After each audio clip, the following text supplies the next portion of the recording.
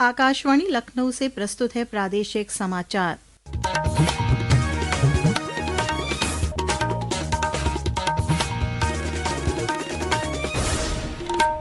मुख्य समाचार। संविधान दिवस की 75वीं वर्षगांठ पर आज प्रदेश भर में हुए आयोजन। मुख्यमंत्री योगी आदित्यनाथ ने कहा, संविधान सभा की बहसें आज भी करती हैं हम सबका मार्गदर्शन। केंद्रीय मंत्रिमंडल ने कल पैन परियोजना के दूसरे चरण के प्रस्ताव को किया पारित। प्रयागराज मानिकपुर रेल लाइन समेत रेलवे की 3 परियोजनाओं को भी मिली मंजूरी।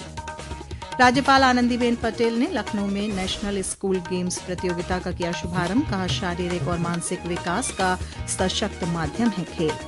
और प्रदेश के पूर्व मंत्री और भाजपा नेता श्याम देवराय चौधरी का वाराणसी में हुआ निधन। प्रधानमंत्री नरेंद्र मोदी और मुख्यमंत्री ने अर्पित की विनम्र श्रद्धांजलि। नमस्कार, प्रदेश के समाचारों के साथ मैं श्वेता उपाध्याय और अब समाचार विस्तार से। प्रधानमंत्री नरेंद्र मोदी की अध्यक्षता में कल हुई केंद्रीय मंत्रिमंडल की बैठक में आयकर विभाग की पैन परियोजना के दूसरे चरण को मंजूरी दे दी गई। इस परियोजना पर 1,435 करोड़ रुपए का खर्च आएगा। सूचना और प्रसारण मंत्री अश्विनी वैष्णव ने कहा कि इस चरण में पूरे मौजूदा तंत्र को संवर्धित किया जाएगा और पोर्टल को एकीकृत किया जाएगा। उन्होंने कहा कि पैन के दूसरे चरण में मजबूत साइबर सुरक्षा उपाय किए जाएंगे। श्री वैष्णव ने यह भी स्पष्ट किया कि मौजूदा पैन नंबर बने रहेंगे। एग्जिस्टिंग सिस्टम को पूरी तरह से अपग्रेड किया जाएगा। पूरा उसका जो डिजिटल बैकबोन है पीछे वो कंप्लीट नए तरीके से की जाएगी। कॉमन बिजनेस आइडेंटिफायर का मिशन, इसमें प्रयास किया जाएगा। एक यूनिफाइड पोर्टल रहेगा। इसमें बहुत फोकस दिया जाएगा ग्रीवेंस रिड्रेसल सिस्टम पर भी। केंद्रीय मंत्रिमंडल की बैठक में आर्थिक मामलों की समिति ने रेल मंत्रालय की 3 परियोजनाओं को भी मंजूरी दी है। इन पर लगभग 7,927 करोड़ रुपए की लागत आएगी। इन परियोजनाओं में Prayagraj Manikpur rail line, Manmad Jalgaon rail line और भुसावल खंडवा रेल लाइन शामिल हैं। रेल मंत्री अश्विनी वैष्णव ने कहा कि मनमाड जलगांव परियोजना से महाराष्ट्र के बंदरगाहों से माल ढुलाई की क्षमता बढ़ेगी। 160 किलोमीटर का ये रूट है। 2,773 करोड़ रुपए का इसमें इन्वेस्टमेंट आएगा। मुंबई कोलकाता और मुंबई से वाराणसी, ये दोनों के दोनों रूट इस प्रोजेक्ट से डिकंजेस्ट हो जाएंगे और यहाँ कैपेसिटी बढ़ेगी। नई गाड़ियां चलाई जा सकती है। कंटेनर्स जल्दी तेजी से मूव होंगे। इसके अलावा केंद्रीय मंत्रिमंडल ने 2,481 करोड़ रुपए के कुल बजट आवंटन के साथ राष्ट्रीय प्राकृतिक खेती मिशन और एक राष्ट्र एक सदस्यता को भी मंजूरी दे दी है। बैठक में अटल इनोवेशन मिशन AIM को 31 मार्च 2028 तक जारी रखने पर भी मुहर लगाई गई। राष्ट्र आज संविधान अंगीकार किए जाने की 75वीं वर्षगांठ मना रहा है। सरकार ने इस अवसर पर आज से 1 वर्ष तक चलने वाले समारोह की शुरुआत की है। यह समारोह 26 नवंबर 2025 तक देश भर में आयोजित किए जाएंगे। मुख्यमंत्री योगी आदित्यनाथ ने संविधान दिवस के अवसर पर लोक भवन में आयोजित समारोह में संविधान की उद्देशिका का पाठन कराया और संविधान निर्माताओं को नमन किया। इस अवसर पर मुख्यमंत्री ने कहा कि भारत का संविधान दुनिया का सबसे विस्तृत और सशक्त संविधान है। संविधान दिवस पर प्रदेशवासियों को बधाई देते हुए मुख्यमंत्री ने कहा कि संविधान सभा में हुई विभिन्न सार्थक बहसें आज भी हम सबका मार्गदर्शन करती हैं। भारत के संविधान सभा के माध्यम से जो डिबेट हुई है, हर संस्थान में वे डिबेट होनी चाहिए।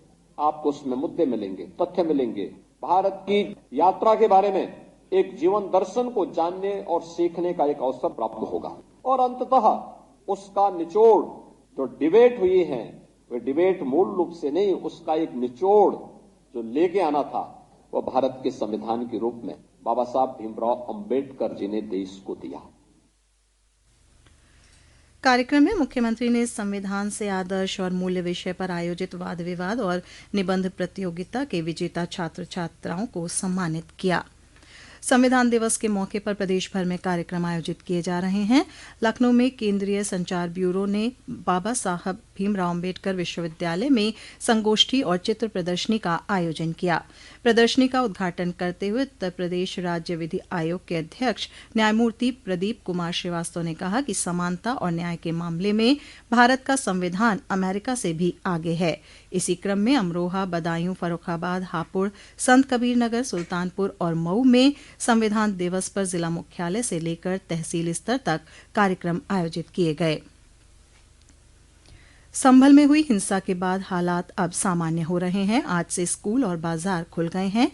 हालांकि प्रशासन ने एहतियात के तौर पर 30 नवंबर तक जिले में बाहरी लोगों के प्रवेश पर रोक लगा दी है। मुरादाबाद के मंडलायुक्त अंजनेय कुमार सिंह ने बताया कि पुलिस उपद्रवी तत्वों की पहचान कर रही है। मामले से जुड़े साक्ष्य भी इकट्ठे किए जा रहे हैं। उन्होंने लोगों से अपील की कि अफवाहों पर ध्यान न दें। संभल में अब हालात सामान्य हैं, स्कूल भी खुले हुए हैं, सामान्य जनजीवन आमतौर पर चल रहा है। पुलिस द्वारा जो उपद्रवी तत्व हैं उनका चिन्हांकन किया जा रहा है। उससे पूर्व लोगों से बातचीत करके प्रयास किया जा रहा है, लोगों से सहयोग भी मिल रहा है और सबसे महत्वपूर्ण अफवाहों के कारण किसी तरीके की घटना न घटित हो और लोग अफवाहों पर ध्यान न दें, इसलिए भी लोगों से बातचीत जारी है। तो फिलहाल स्थिति एकदम सामान्य है। उधर लोकसभा में नेता प्रतिपक्ष राहुल गांधी ने इस मामले में सुप्रीम कोर्ट से दखल देने की मांग की है। ये समाचार आप आकाशवाणी लखनऊ से सुन रहे हैं। ताज़ा समाचार जानने के लिए आप हमारी वेबसाइट newsonair.gov.in पर लॉगिन कर सकते हैं। इसके साथ ही आप प्रादेशिक समाचारों का ये बुलेटिन हमारे YouTube channel news on AIR Lucknow पर भी सुन सकते हैं। प्रदेश में पहली बार शुरू हुई ऑनलाइन ई स्टैम्प सेल्फ प्रिंट मॉड्यूल का शुभारंभ वाराणसी में प्रदेश के स्टैम्प एवं निबंधन मंत्री रविन्द्र जायसवाल ने किया। इस अवसर पर श्री जायसवाल ने कहा कि अब कोई भी 100 रुपए तक के स्टाम्प खुद ही प्रिंट कर सकता है। इस मॉड्यूल के यूजर को बस एक बार अपना रजिस्ट्रेशन वेबसाइट www.schilestamp.com पर करना होगा। अभी ये व्यवस्था 100 रुपए तक के स्टाम्प के लिए की गई है। इस व्यवस्था के तहत रोजाना इस्तेमाल में आने वाले डॉक्यूमेंट जैसे शपथ पत्र, क्षतिपूर्ति बॉन्ड, सामान्य ऋण समझौता आदि आसानी से तैयार किए जा सकेंगे। Council of the Indian school certificate examination board CISCE ने 10वीं 12वीं 2025 का परीक्षा कार्यक्रम तिथिवार और विषयवार जारी कर दिया है। 12वीं की बोर्ड की परीक्षा 13 फरवरी से तो 10वीं की परीक्षा 18 फरवरी से शुरू होगी। 12वीं की परीक्षा 5 अप्रैल तक चलेगी, वहीं 10वीं की परीक्षा 27 मार्च को खत्म होगी। बोर्ड ने कहा है कि परिणाम मई में आने की संभावना है। राज्यपाल आनंदीबेन पटेल ने आज लखनऊ के गुरु गोविंद सिंह स्पोर्ट्स कॉलेज में नेशनल स्कूल गेम्स प्रतियोगिता का शुभारंभ किया। इस प्रतियोगिता में देश भर से लगभग 4000 विद्यार्थी हिस्सा ले रहे हैं। 30 नवंबर तक चलने वाली इस प्रतियोगिता के पहले दिन खिलाड़ियों में खूब उत्साह दिखा। इस अवसर पर राज्यपाल ने खेलो इंडिया का उल्लेख करते हुए कहा कि प्रधानमंत्री ने इस अभियान के माध्यम से पूरे देश को खेल के प्रति जागरूक और प्रेरित किया है।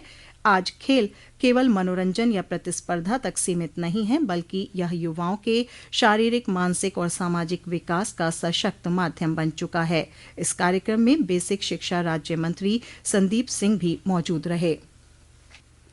लखनऊ में आज से Syed Modi India international HSBC world tour super 300 badminton championship 2024 की शुरुआत हो गई है। टूर्नामेंट के पहले दिन क्वालिफाइंग मैच खेले गए। प्रदेश की शटलर मानसी सिंह ने दमदार प्रदर्शन करते हुए प्रशंसा बोनम को हराकर महिला एकल के मुख्य ड्रॉ में जगह बना ली है। पुरुष एकल में भारत के सिद्धार्थ प्रताप सिंह, सनीत दयानंद, RS संजीवी कुमार और मलेशिया के शोलेह एदिल भी मुख्य ड्रॉ में पहुंच गए हैं। प्रदेश के पूर्व मंत्री और वाराणसी में शहर दक्षिणी विधानसभा क्षेत्र के 1989 से 2017 तक लगातार 7 बार भाजपा विधायक रहे भाजपा नेता श्याम देवराय चौधरी का आज निधन हो गया। लंबे समय से बीमार चल रहे श्री चौधरी ने 85 वर्ष की आयु में एक निजी अस्पताल में अंतिम सांस ली। प्रधानमंत्री नरेंद्र मोदी और मुख्यमंत्री योगी आदित्यनाथ ने श्याम देवराय चौधरी के निधन पर दुख जताया है और उन्हें विनम्र श्रद्धांजलि अर्पित की है। और अब अंत में मुख्य समाचार एक बार फिर। संविधान दिवस की 75वीं वर्षगांठ पर आज प्रदेश भर में हुए आयोजन। मुख्यमंत्री योगी आदित्यनाथ ने कहा, संविधान सभा की बहसें आज भी करती हैं हम सबका मार्गदर्शन। केंद्रीय मंत्रिमंडल ने कल पैन परियोजना के दूसरे चरण के प्रस्ताव को किया पारित। प्रयागराज मानिकपुर रेल लाइन समेत रेलवे की 3 परियोजनाओं को भी मिली मंजूरी। राज्यपाल आनंदीबेन पटेल ने लखनऊ में नेशनल स्कूल गेम्स प्रतियोगिता का किया शुभारंभ, कहा शारीरिक और मानसिक विकास का सशक्त माध्यम है खेल। और प्रदेश के पूर्व मंत्री और भाजपा नेता श्याम देवराय चौधरी का वाराणसी में हुआ निधन, प्रधानमंत्री नरेंद्र मोदी और मुख्यमंत्री ने अर्पित की विनम्र श्रद्धांजलि। इसी के साथ ये समाचार बुलेटिन समाप्त हुआ। नमस्कार।